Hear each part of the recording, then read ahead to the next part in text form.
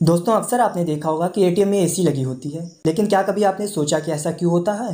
तो अगर आप ये सोच रहे हैं कि एटीएम में एसी कस्टमर्स के लिए लगाए जाते हैं या गार्ड्स के लिए लगाए जाते हैं या बैंक अपना स्टैंडर्ड परफॉर्म करने के लिए लगाता है, तो माफ़ कीजिएगा, क्योंकि ऐसा बिल्कुल भी नहीं होता है। अब ये जानने से पहले कि एटीएम में एसी क्यों लगी होती है, इसके बारे में थोड़ा और डिटेल्स में जान लेते हैं। जैसे एटीएम में एसी क्यों लगी होती है, एटीएम कितने प्रकार के होते हैं, एटीएम की स्थापना कब हुई और किसने की।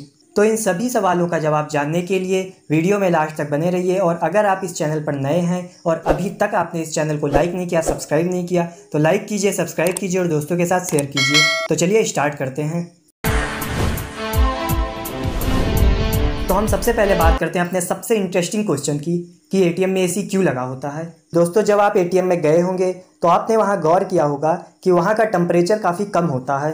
दोस्तों आपको पता ही होगा कि जब कोई इलेक्ट्रॉनिक डिवाइस काम करता है तो वो गर्म होने लगता है, यानी हीट प्रोड्यूस करने लगता है। एज एग्जांपल अगर हम बात करें तो चाहे आपका मोबाइल फ़ोन हो या आपका कंप्यूटर हो, हर एक डिवाइस कोई कम तो कोई ज़्यादा हीट प्रोड्यूस करता ही है। तो दोस्तों अब अगर बात करें एटीएम की, तो ये भी तो एक इलेक्ट्रॉनिक डिवाइस है जो साल के 365 दिन 24 घंटे ऑन ही रहती है, तो ये भी हीट प्रोड्यूस करती है। तो इसी हीट को कम करने और ओवरहीट से बचाने के लिए हर एटीएम मशीन में एयर कंडीशन यानी एसी लगाए जाते हैं। तो अब आपको पता चल ही गया होगा कि एटीएम में एसी क्यों लगाई जाती है। तो अब हम बात करते हैं अपने दूसरे क्वेश्चन की कि एटीएम्स कितने प्रकार के होते हैं, टाइप्स ऑफ एटीएम। तो एटीएम कई प्रकार के होते हैं, जैसे ऑन साइड एटीएम, तो ये वो एटीएम होते हैं जो बैंक के अंदर या बैंक के बगल में लगे होते हैं। दूसरा ऑफ साइड एटीएम, ये वे एटीएम होते हैं जो बैंक के बाहर लगे होते हैं, जैसे शॉपिंग मॉल में या कहीं कहीं रोड के साइड में लगे होते हैं। नंबर 3 वाइट लेबल एटीएम, ये वे एटीएम होते हैं जिन पर किसी भी बैंक का नाम या लोगो नहीं होता, जबकि ज़्यादातर एटीएम्स में बैंक का नाम और लोगो होता है, लेकिन वाइट लेबल एटीएम में ऐसा बिल्कुल नहीं होता है। इस तरह के एटीएम चलाने के लिए भारतीय रिजर्व बैंक लाइसेंस और परमिशंस देता है। भारतीय रिजर्व बैंक ने 2013 में इसका लाइसेंस देना शुरू कर दिया था। देश में वाइट लेबल एटीएम स्टार्ट करने की परमिशन पाने वाली सबसे पहली company Tata communication payment solution limited थी।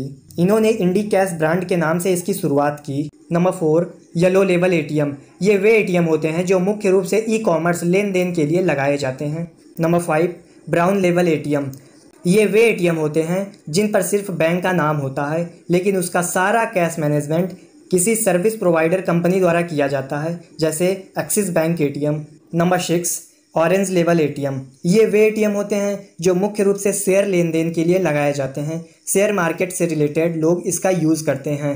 नंबर 7 पिंक लेवल एटीएम, ये वे एटीएम होते हैं जो मुख्य रूप से महिला बैंकिंग के लिए लगाए गए हैं।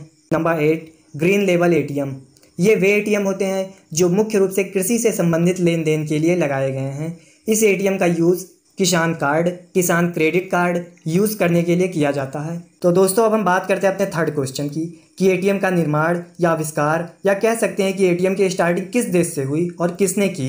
तो दोस्तों एटीएम का आविष्कार हमारे लिए बहुत ही राहत भरा आविष्कार रहा है, क्योंकि एटीएम के आने के बाद हमें पैसों के लिए बैंकों की लंबी लाइंस में नहीं लगना पड़ता है। एटीएम यानी ऑटोमेटिक टेलर मशीन आज हमारे जीवन का अहम हिस्सा बन चुका है।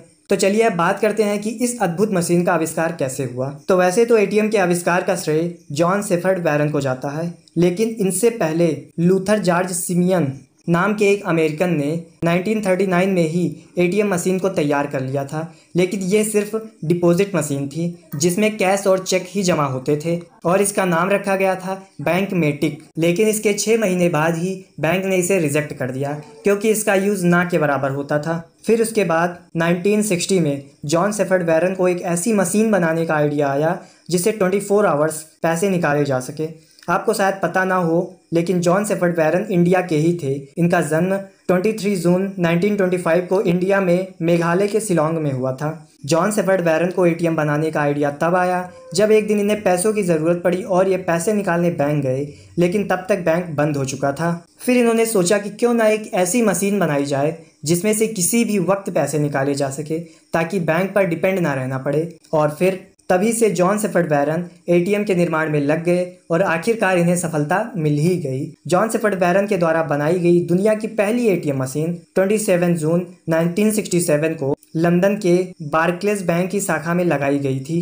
एटीएम के बारे में एक और सवाल है, जो हो सकता है आपके मन में भी कभी ना कभी ज़रूर आया होगा कि एटीएम के पिन हमेशा 4 डिजिट के ही क्यों होते हैं। तो इसके पीछे एक इंटरेस्टिंग स्टोरी है। दरअसल पहले जॉन शेफर्ड वैरन ने 6 डिजिट वाले एटीएम पिन दिए थे, लेकिन इनकी पत्नी को 6 डिजिट वाले एटीएम पिन याद रखने में काफ़ी तकलीफ होती थी। तो यही वजह है कि इन्होंने एटीएम पिन को 4 डिजिट का कर दिया, जो अभी तक चल रहा है। तो अब अगर हम इंडिया की बात करें तो इंडिया में सबसे पहला एटीएम 1987 में मुंबई के Hong Kong and Shanghai banking corporation HSBC bank की शाखा में लगाया गया था। जॉन 84 ईयर की एज में दुनिया को अलविदा कह गए, लेकिन इस दुनिया को एक ऐसी मशीन दे गए जिसके लिए उन्हें कभी भूला नहीं जा सकता। तो उम्मीद करता हूँ आपको ये जानकारी अच्छी लगी होगी। अगर अच्छी लगी हो तो चैनल को सब्सक्राइब और दोस्तों के साथ शेयर ज़रूर करें। मिलते हैं नेक्स्ट वीडियो में, तब तक के लिए बाय बाय।